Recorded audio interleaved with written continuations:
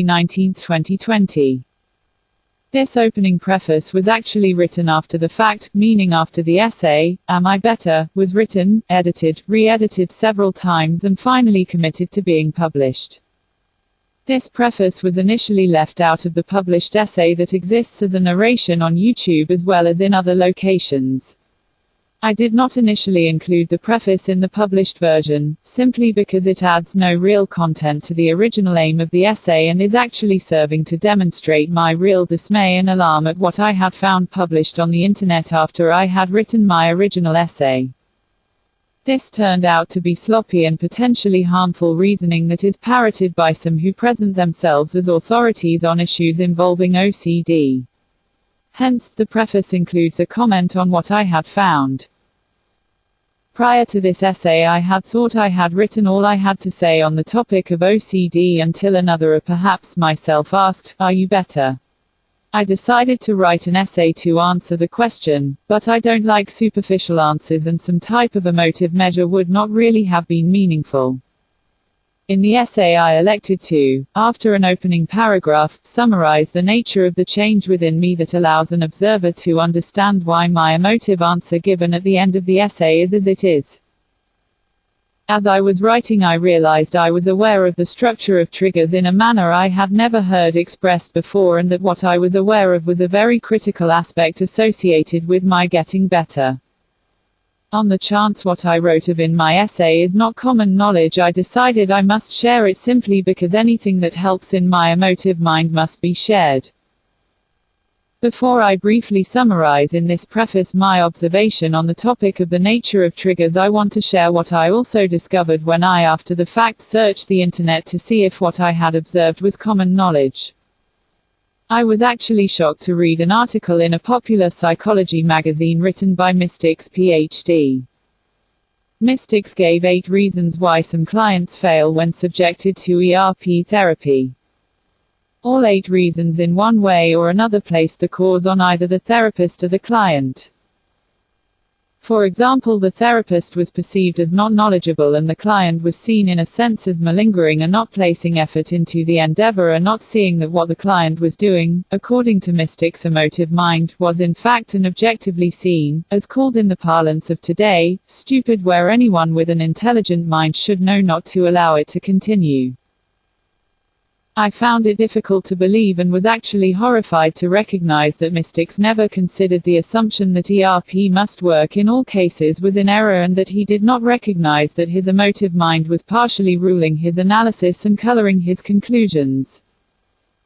Granted, my field of mathematics seems rare in that it demands absolute objective rigor, and I have seen students humiliated in class for giving, clearly, as a motivation for validity, but assuming your assumptions are correct when evidence suggests otherwise is a good way to turn any field of study into a joke, a very big joke, and in doing so devalue the work of thoughtful researchers.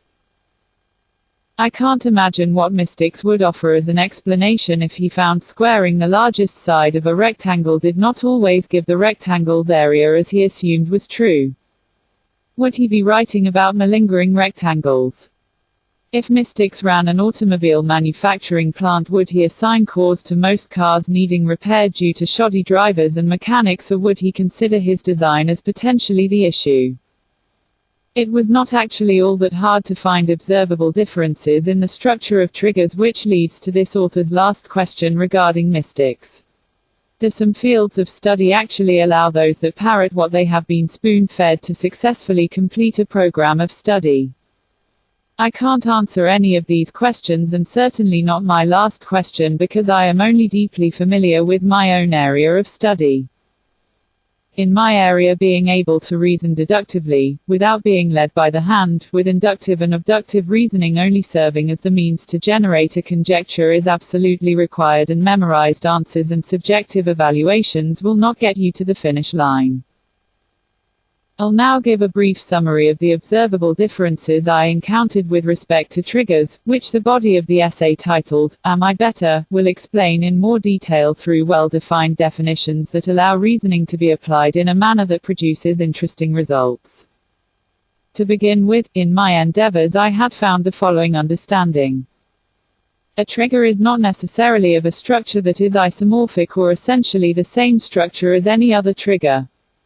Essentially, there are two interesting classes.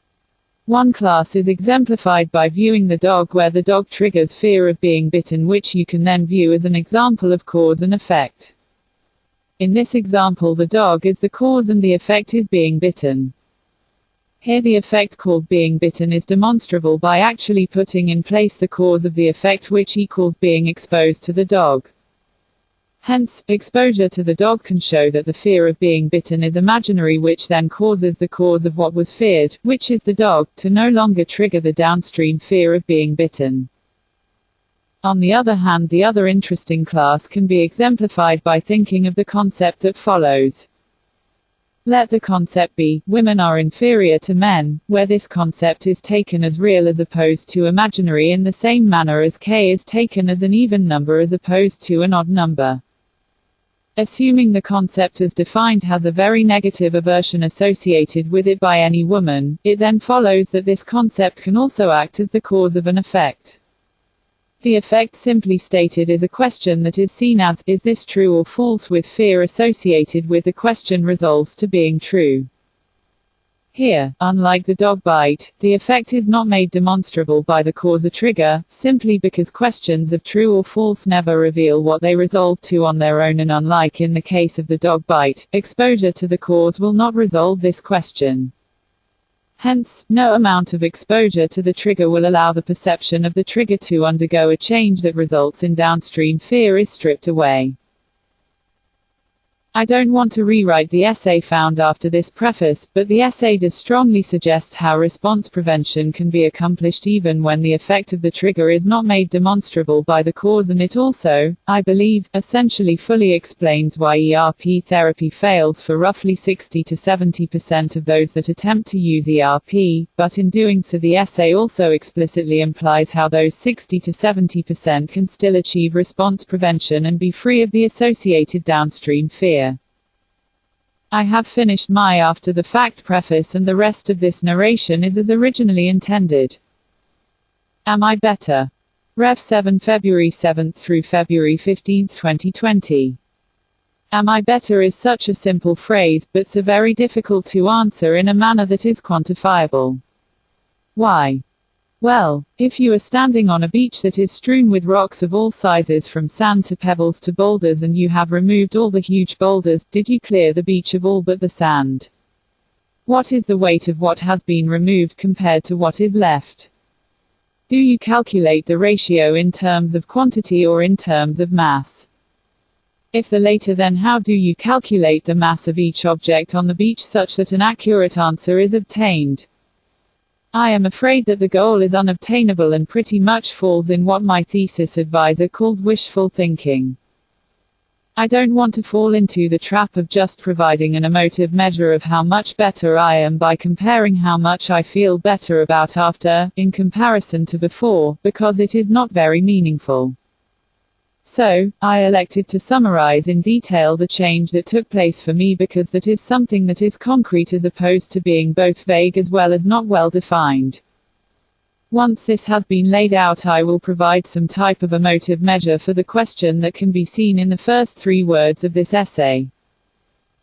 Before I continue, I'd like to point out that unless stated otherwise, what is presented as valid in this essay is conjecture arrived at through abductive and inductive reasoning applied to the data called my experience. If I do write a statement that was proven with methods that guarantee validity, I will try to remember to indicate that is the case, although as I edit this thing I see I failed to do so in one instance. Also, I need to define terminology in a manner that is well defined. Why is this important? If the word possible was defined as free to be the outcome and free to not be the outcome, without real being required, then anything is possible. If real is required, then anything can be imagined as possible, but anything is possible is false.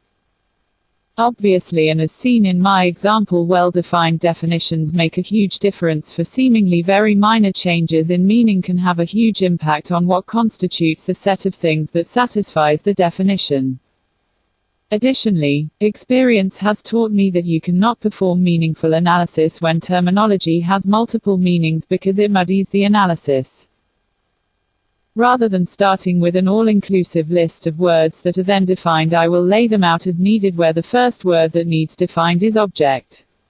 Starting with my first conjecture, I claim for us, the object is our perception of the actual object because we never see all aspects of the actual object, nor do we in general see its aspects without the aspects having been transformed by our mind. With my conjecture taken as valid, I define object so as to indicate this difference as seen below. Let us define object, A, as the actual object. Let us, for n is an element of the natural numbers, define object, n, as our aura perception of object, A. To illustrate why the distinction between object, A, and object, n, is important, think of Joe Smith. Do you see a sense Joe's entire DNA sequence? No, and that is only a very small fraction of the actual object called Joe Smith that you are unaware of. Suppose Joe is seen as a thief by some, then those that perceive Joe in this way will see Joe as object K, or Joe, K.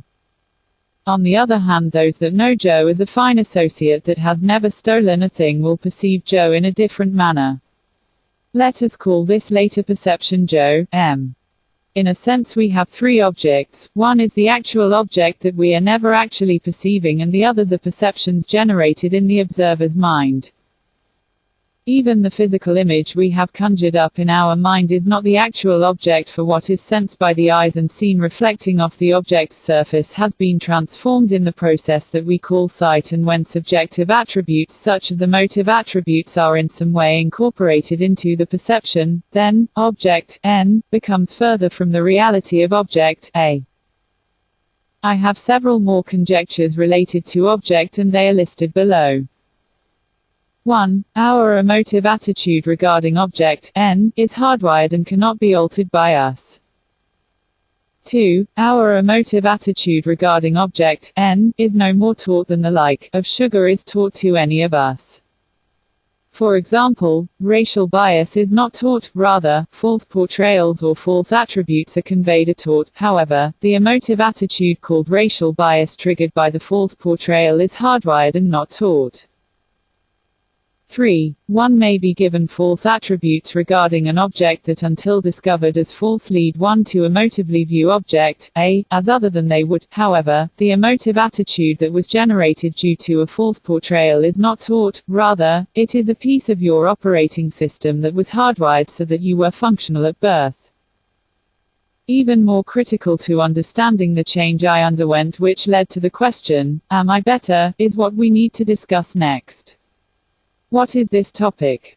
The topic is the nature of the trigger.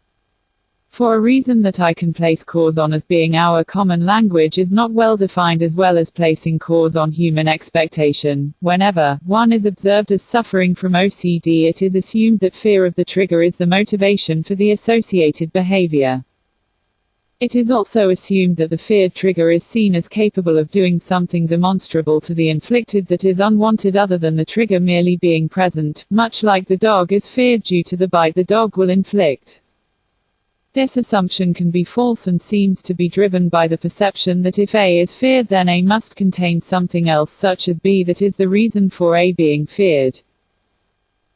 Sometimes the preceding model of fear is true, but if it were required then it follows that there must be an infinite progression of reasons associated with fearing A, such as reason, n-1, is the reason for reason, n-2, which then is the reason for reason, n-3, which is the reason for fear, the emotive attitude directed at A. When reality does not coincide with the assumption, then what we are seeing is simply evolution in its wisdom hardwired the emotive attitude such as fear or aversion directly to A, much like we have like, is directly hardwired to the taste of sugar. Additionally, fear may not exactly be the emotive attitude pertaining to the trigger that is at issue, because this symbol often is used in a manner that is not well defined, and often it also can just be an accompanying emotion. What do I mean? Let us talk about some things that aversion seems to be perhaps a better fit for. A. Let us first think of the smell that is associated with decayed bodies of animals. I have smelled this several times and I can attest that evolution hardwired me to have a very negative emotive reaction or aversion to encountering this smell. Not only does the smell cause me to seal off my airways and place distance between the smell and myself, but I also find the smell simply disgusting and accompanied by a strong uneasy sense. If I were to say I had fear associated with encountering the smell of decay, then in a sense it is true in that I am reasonably sure evolution has hardwired us to trigger fear when encountering the smell of decaying bodies, for in general if one always avoids a killing field one will never be caught up in one and survive to copy. B. Let us now think of a state of being. Let this state of being be, women are inferior to men. It is easy to imagine that any woman that had to live with this state of being as something they could only accept as true and learn to live with would be living in a world where very strong aversion equal to the feeling seen in I can't have is strongly present on a daily basis. This aversion is akin to horror of having, and fear only is associated with this state of being over the prospect of finding the state of being is actually true. Let us now experiment with triggers using our new definitions and the concept of emotions that are not strictly fear being an integral part of or associated with the trigger. Experiment 1 involving a trigger. A. Let an actual dog be my 85-pound dog named Buddy, Mackay, and we will denote Buddy as dog A. B. Let dog 1 be a perception of Buddy as a large unfriendly dog that will bite. C. Let dog 2 be a perception of Buddy as a large friendly dog that will not bite. D. Suppose Joe encounters dog A. This triggers Joe to create a question which is what I encountered dog 1, or is it dog 2?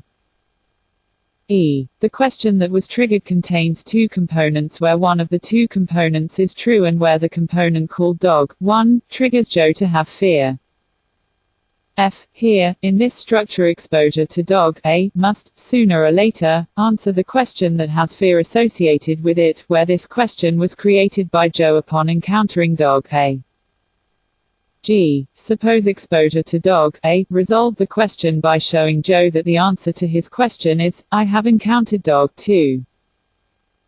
H. Given the answer to Joe's question was as indicated, we now have dog A has been disarmed as ultimately triggering fear within Joe simply because exposure to dog A showed that the answer to the created question is, Joe has encountered dog 2.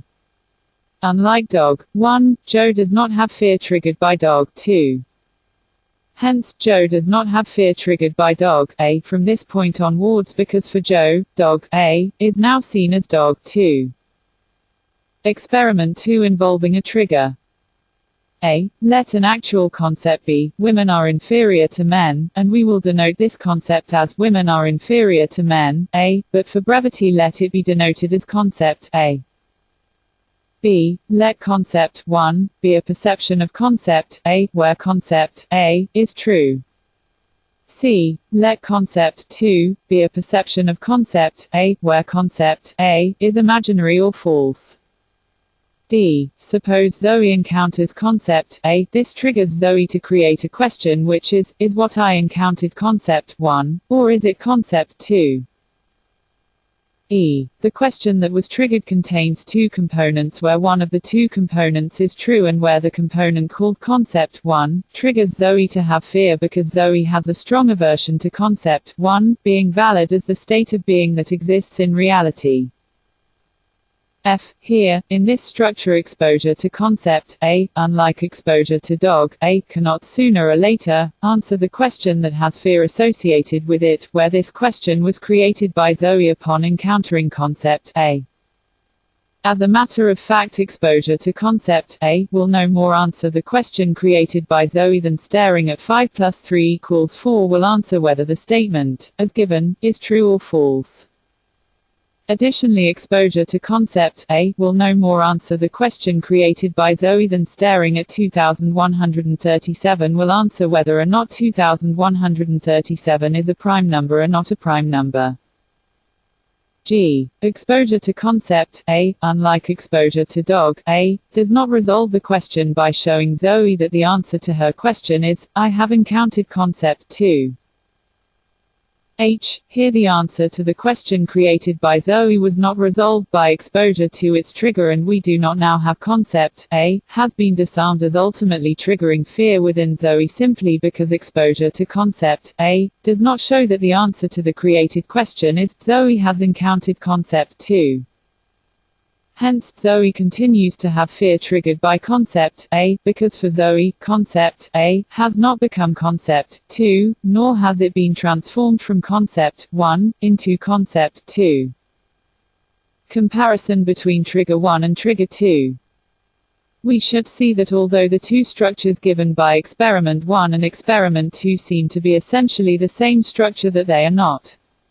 Otherwise, they appear isomorphic, but they are not. What is the difference? Let us carefully examine each structure and locate this difference. Examining experiment 1 shows us that encountering dog A triggered 2 effects. One effect was the question created in Joe's mind, and the other effect is the natural consequent of what by necessity unfolds when Joe encounters dog A. Formal logic tells us placing encountering dog A in place must result in the natural consequent is revealed, and in doing so placing dog A in place also answers Joe's question, which then in this experiment disarmed dog A as a trigger of downstream fear. Examining experiment 2 shows us that encountering concept A triggered one effect. This effect was the question created in the mind of Zoe. Here there is not an additional effect that is the natural consequent of what by necessity unfolds when Zoe encounters concept A. Formal logic tells us placing encountering concept A in place cannot result in resolving an answer for the question created by Zoe, where the question is not which of two outcomes, where one is imagined, must necessarily be produced, rather the question pertains directly to concept A, by being a question of validity regarding concept A. Honestly, we all know that 2137 is a natural number that can be taken as, is a prime number, and we all know that 2137 taken as a prime number triggers the question, is the number taken as being prime true or false? We also know that no amount of staring at what led to the question is going to answer the darn question, but we certainly fell into being a lunkhead when we think every trigger of downstream fear is essentially the same structure as found in experiment 1 and can be disarmed by exposure to the upstream cause of the fear. I have added the next 8 paragraphs to the original essay so as to allow the process of fear developing from perceptions to be absolutely clear. This will have added roughly 4 to 6 minutes to the essay, but I think it is well worth the addition. The original essay resumes with the paragraph starting with "This author surmises. In general, it is very possible for the following to be valid and occurs more often than one might think. Let us begin by, suppose the perception matches an actual object is totally or partially invalid. However, the perception being partially or totally invalid for the perception holder is unknown, where it being unknown to the perception holder is valid or real by being real for the perception holder if no one else.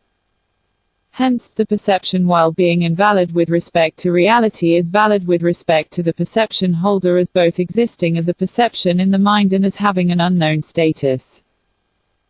Often fear is associated with the perception having the unknown status because one may be hardwired to have a strong aversion for the perception when true or taken as true. This then leads to fear being directed due to the perception being unable to be ruled out makes the perception appear to us as being a possibility. We are wired to respond in the same manner regardless of whether a perception is a real possibility or an imagined possibility that appears to us as valid.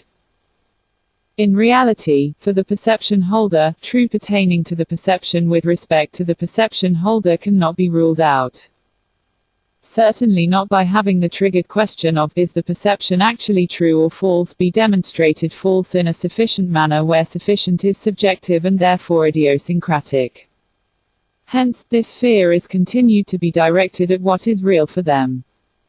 Where what is real for them is this list: 1. The perception exists within the mind. 2. The perception's truth status is unknown. 3. Being true or found to be true cannot be ruled out. Number 3 in the list triggers fear directed at the apparent possibility because each of us is hardwired to treat apparent possibilities the same as real possibilities when the apparent possibility's attribute of imaginary is unknown. Why? Because when the status of the perception is unknown and a strong aversion is associated with what the symbol it represents in, were it true, fear is triggered into being strongly directed at were it true, which in fact is an imagined possibility. However, imagined possibilities create the same effect in the human as a real possibility by generating fear and continuing to generate fear until the possibility essentially vanishes. To see this, imagine what you would feel if someone lied to you and said your son was in critical condition and on the way to intensive care without giving you a clue that it was actually false. I expect you would fear the possibility of your son dying in the same fashion as if that possibility were actually true. What seems to be overlooked by many is evolution gave humans and presumably other animals a reason to have fear associated with a perception regardless of whether the perception is valid or not. I am not sure why so many struggle recognizing this. Perhaps the perception held by another does not resonate with them, or perhaps thinking otherwise makes them feel superior in some way. Regardless, to have a reason for fear to be associated with a perception, all that is needed is that the true or false nature of the perception be unknown in a manner that is other than guaranteed certainty. This then allows the appearance of a possibility, and it does not matter if this possibility is real or not. All that matters is we do not have for us the possibility indeed is false in a manner that subjectively satisfies us. In closing, another important item needs to be hammered home because in general we are too dense to see it. This is fear can be wired to anything by nature and certainly does not have to be wired to something that leads to death or other things humans take as granted it should belong to. Should it happen, fear is wired for me to my foot, and so much so that I need to cut my foot off to relieve my fear. This then is just a fact of the unpleasant reality people like to deny. The reason for the particular wiring I described would be whatever is hidden from the observer that triggered a lead to the outcome. As a matter of fact, one of the reasons evolution in a sense designed us to fear death probably is that our reproductive period is far enough past birth that it was necessary to keep us alive to copy. Hence, from an objective point of view, whatever fear is wired to, it being wired to that particular item is not objectively irrational, and it is only the human's opposition to it being reality that leads to it being viewed as irrational by the human, where this irrational is very much due to one's faculty of emotion, or in other words, it is subjective. To summarize these past few paragraphs in a very few words. For an animal to have fear, it only needs to have a perception of an object with an associated strong aversion where the perception being valid or not is not known in a manner that guarantees validity. This then allows the perception of it, when it has an aversion associated with it, to be seen as a possibility that fear is directed at.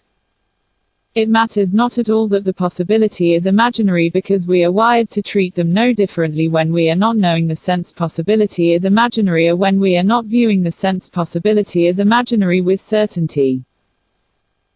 This author surmises that when ERP is effective, a detailed examination of the precise nature of the structure involved will reveal that in all cases where effective, the structure that involves fear or aversion is isomorphic, or essentially the same structure as found in experiment 1.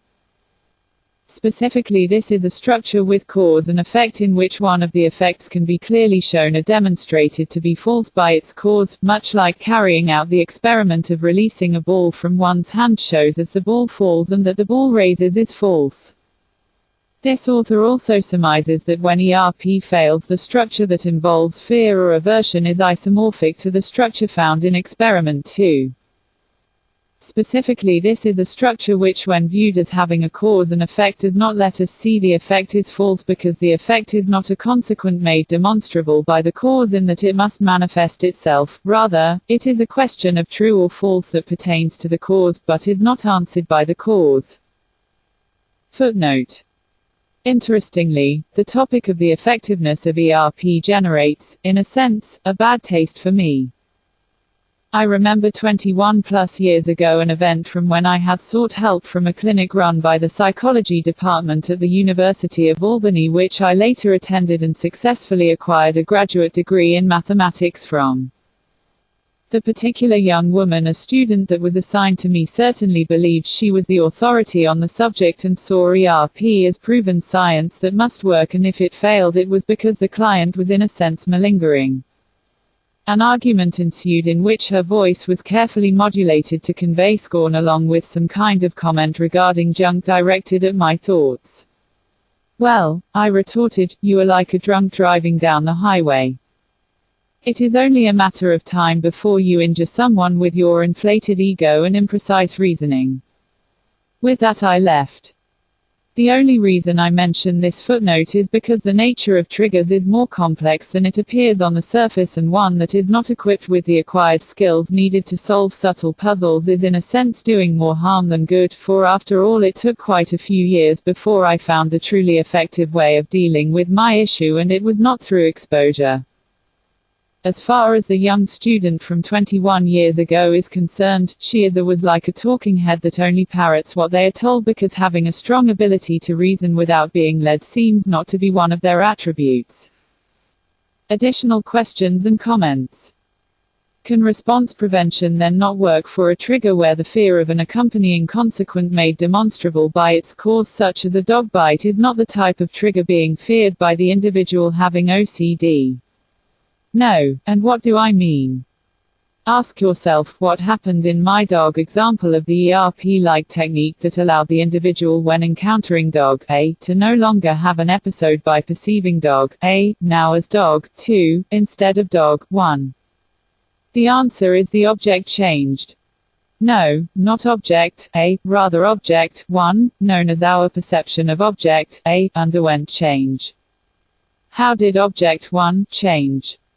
Simply stated, object 1 changed by being abandoned and replaced with object 2, which is dog A, no longer is seen as an animal that will bite when encountered. Hence, when the trigger is a concept or object having a hardwired aversion, that does not create an effect made demonstrable by the cause, rather, the effect is one questions whether the concept is true or false, which cannot be answered by exposure. We have to find another way to change the trigger. Changing. Women are inferior to men, 1, where 1 indicates taken as valid. 2. Women are inferior to men, 2, where 2 indicates the concept is taken as imaginary, is exactly the type of change needed, but it cannot be accomplished in the same manner that dog 1 became dog 2, which was through exposure to dog A. Here, you either need to use deductive logic to show the trigger is imaginary, or you need to utilize belief as strong as faith to let you accept as valid that the trigger is imaginary. For example, one can either show through some long drawn-out well-defined process that women are inferior to men A is false, which changes women are inferior to men 1, where 1 indicates the concept is taken as valid, into women are inferior to men 2, where 2 now indicates the concept is taken as imaginary, or one can simply use belief to accomplish the same end result. Incidentally, as a mathematician that knows more than nothing about probability and classical statistics theory, any attempt to use averages as a definitive answer to answer is the concept from above true or false is just dumb reasoning, because there is no guarantee that any running average pertaining to any human attribute converges. Hence, from a statistical point of view, the concept is not really answerable.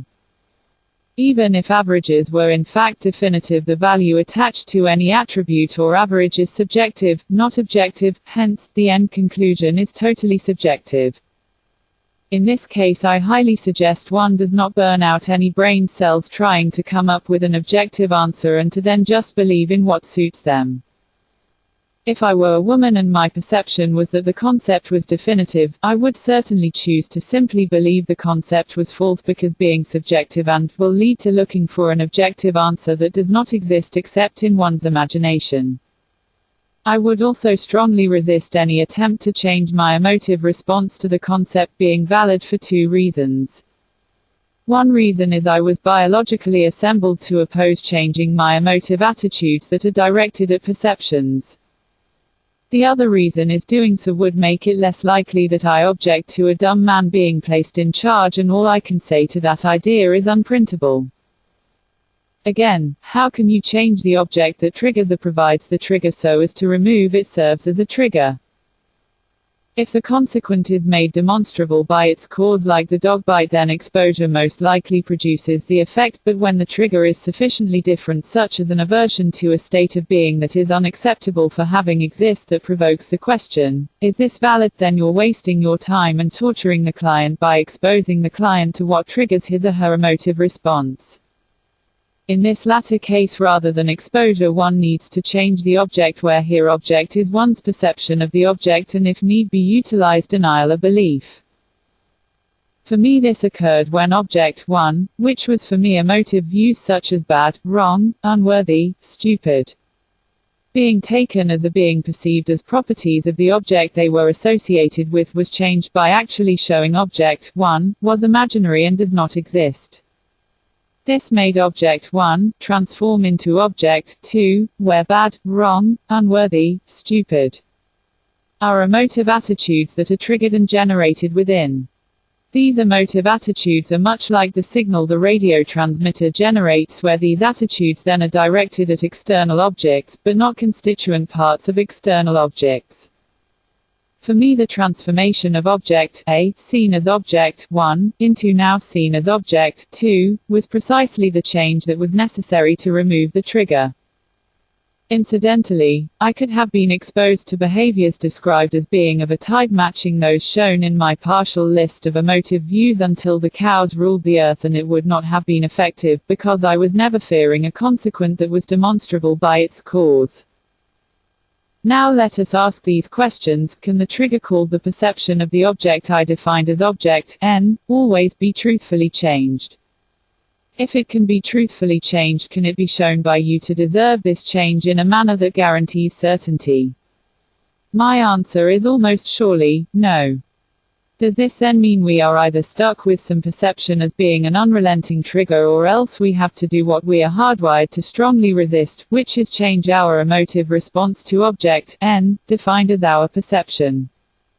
No, denial and belief are strong tools that can be as effective as reality itself in changing one's perception, so if needed then utilize these tools.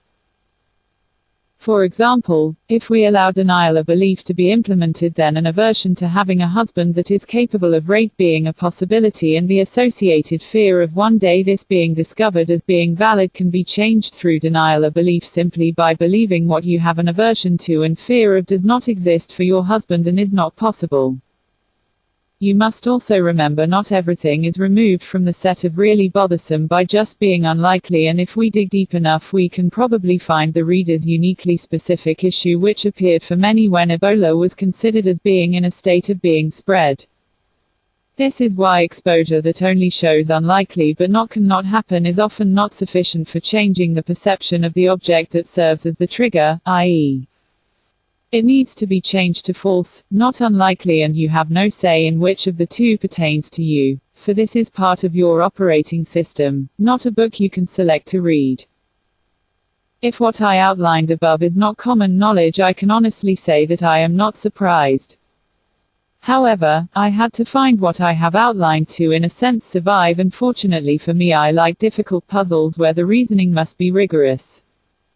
Lucky for me, I tend to be both persistent and ultimately successful, and had I given up I would not be about to answer, am I better, as a question. An answer for am I better.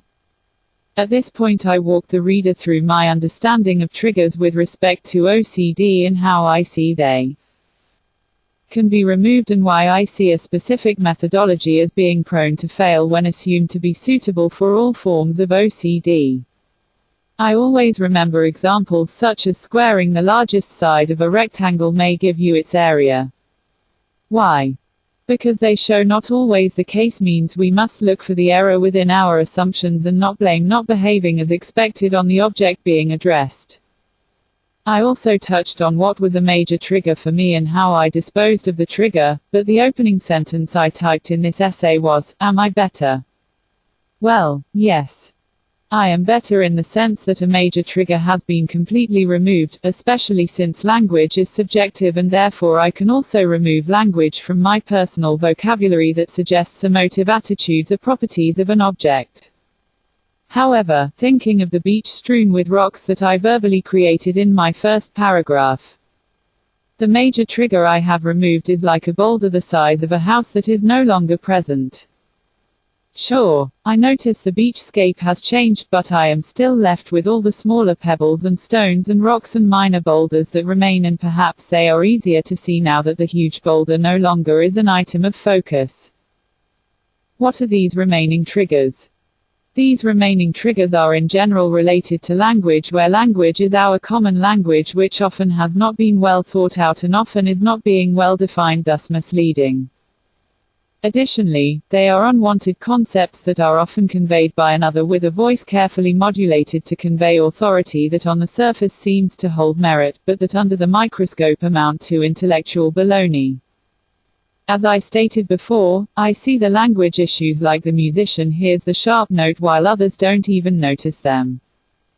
Sometimes my emotive response is strong enough to trigger the OCD quest of the need to remove the preceding with mathematical certainty, hence these are the remaining triggers.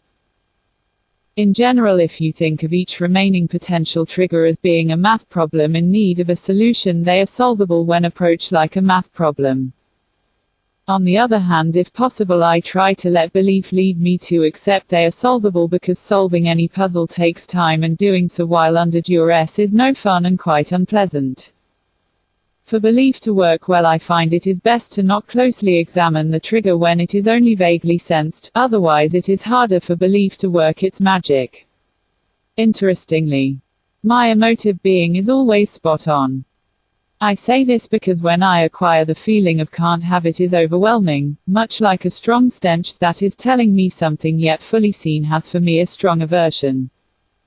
It has never been in error when I allow myself to examine in detail what first provokes the emotion, even when at first it is very sketchy in terms of detail. Its accuracy is much like a savant's ability to place a day of the week to any date. Additionally, I found it was a good idea to keep a fairly secret diary of solutions, because I often forget in its entirety what the issue was once it had been solved. The diary often allows me to quickly refresh what is required to once again vanquish the trigger should it have been forgotten but needed. I can still remember prior to September 11, 1974, when I was about to turn 19 years of age. I don't think I will ever return to when OCD was not part of my life, where OCD means a very strong need to remove from existence something that I simply cannot have be.